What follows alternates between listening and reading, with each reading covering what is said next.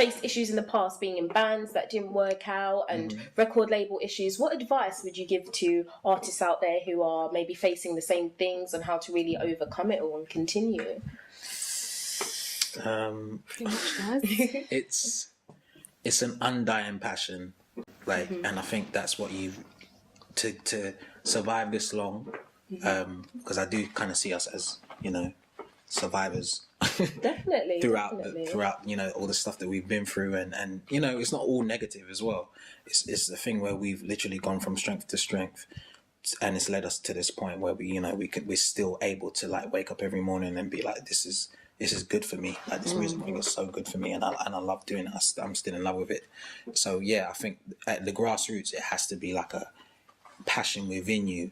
Just like, I don't know, you wake up and it's a hunger. Like, if you wake up in the morning and you're hungry to eat breakfast, like, we're hungry to make music, and it's just like, it doesn't die, and that's what I think it is. I don't think to survive this long, it's not something that you can force, because it will beat you down to submission, and you'll be like, peace. You get what I'm saying? So you have to be in love with it. Like, it's like it is like a marriage, and some marriages don't work out. Some people divorce, and some people like kind of, you know, 50 odd years of marriage. Do you get what I'm saying? And I feel like, you know, regardless of the good times and the bad times, like, if you love something, if you're in love with it, like, you won't walk away from it. You can't walk away from it. So that's basically what it's like. Yeah, what advice would you give, Cherry? I just say stay true to you, innit? Because there's a lot of ways you can be pushed and pulled in this industry, and a lot of, you know, routes that you can be enticed to go down. And I think the best thing to do is to stay true to you, because that way, you know, there's less chances of you being lost in the midst of everything that's going on. I think you have to know yourself as well, and that sometimes that takes time to do that, whether you're in or out of the spotlight.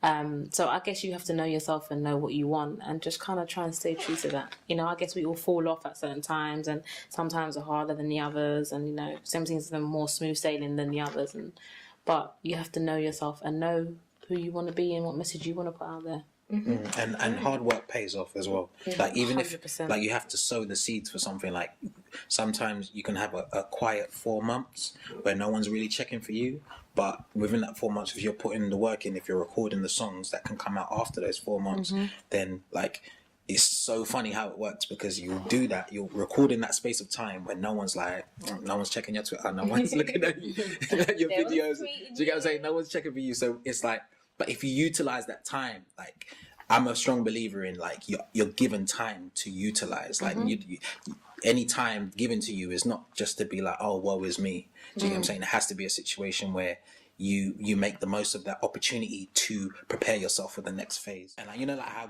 groups get from the very beginning, like, oh, why is she doing that? Or, oh, she going solo? Or, you know what I'm saying? It's not even like that. Like,